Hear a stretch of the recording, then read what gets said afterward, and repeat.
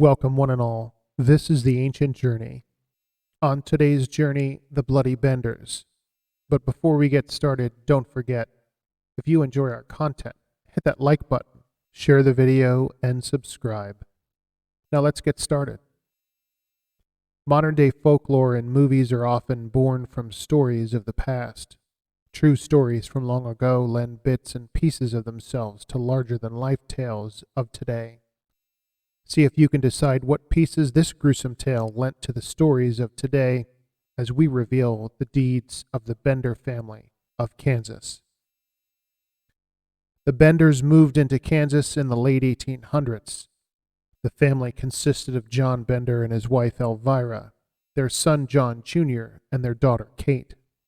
The family were known to be spiritualists, laying claim to some 160 acres of land in the area.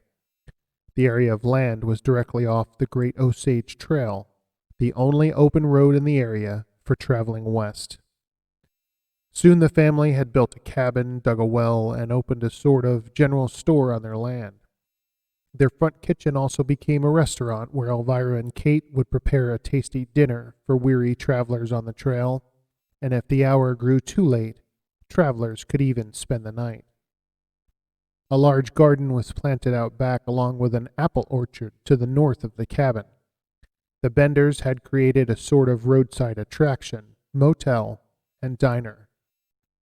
John Bender Sr. was a man of about 60 years old and spoke very little English. When he did speak, he was often profane and ill-tempered. The Benders were likely of German descent. John Bender Jr. was around 25. Quite handsome, but also appearing to be not very bright, laughing uncontrollably for no reason whatsoever. Kate Bender was refined and cultured and spoke English quite well with very little accent at all. Kate distributed flyers in the town claiming she had powers to cure the sick. She conducted seances with spirits and gave lectures on spiritualism and free love, a novel idea at the time. Elvira Bender was the she-devil of the family and was known to be quite surly and wicked, and was described as a frightening old hag. In fact, the town locals have a rather unflattering recollection of the family. They were described as dirty, profane, and ill-tempered. John Bender Jr. was described as a laughing hyena, and Kate was looked upon as a fraudster who was throwing away all of the social rules of the time. And the one rule that Kate appeared quite ready to throw away was the idea that murder might be a bad thing.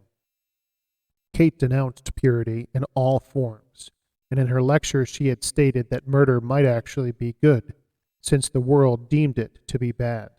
What if the opposite was true? Pretty soon the Benders would find out how the locals felt about murder. In 1871, locals find a body in a nearby creek. The victim's throat is slashed and his skull is crushed. In 1872, the bodies of two more men with the same injuries are found. By 1873, so many persons are reported missing that travelers actually begin to avoid the area altogether. In the winter of 1872, George Longcore and his infant daughter leave Kansas, heading to Iowa, and disappear. In the spring of 1873, Longcore's neighbor, William Henry York, goes looking for the two and is never seen again. Dr. York has a surprise left in him, and it comes in the form of his brother, Colonel Alexander York. York leads a company of 50 men along the trail, visiting all the homesteads in the area in an attempt to find his brother. By the end of March, the colonel arrives at the Bender homestead. The Benders, for their part, plead ignorance, barely speaking English, and when they did, attempting to blame local Native Americans for the disappearances. But when confronted, the strangest thing happens. Elvira, enraged by the men's questions, suddenly drops most of her accent and uses quite perfect English to tell the troops to leave her home immediately. The colonel arranges a meeting of the local communities to discuss the disappearances. At the meeting, it's agreed that a search warrant be issued for every homestead in the area, including the Benders. 3 days later, the Benders are discovered to have fled.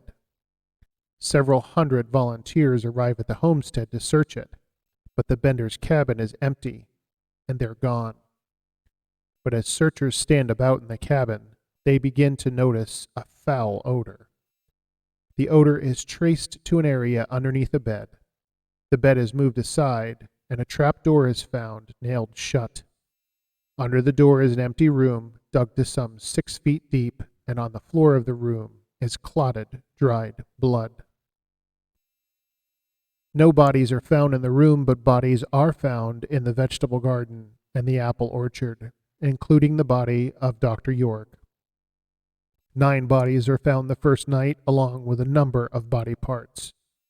All of the bodies had their skulls crushed and their throats slit.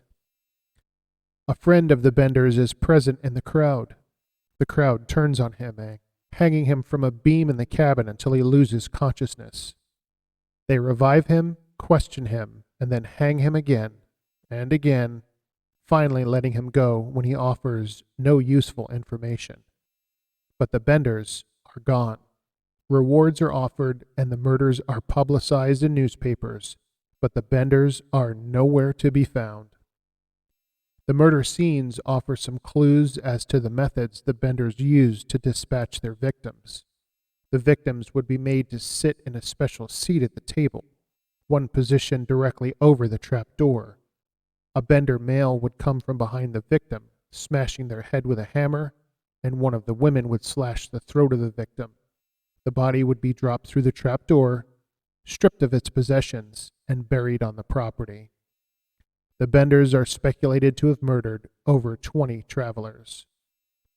And oddly, while the Bender family have similarities with several famous horror stories, they also share some history with a family-friendly television show. The Ingalls family, made famous in the books and television series Little House on the Prairie, lived just a short distance from the Benders.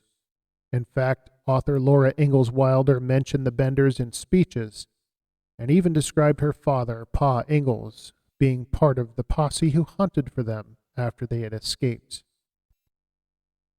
Laura stated that her father had said, "They will never be found," to which she formed her own conclusions. Perhaps Pa Ingalls had been witness to the vigilantes taking the law into their own hands against the Benders, but we'll never know. The Benders were never found.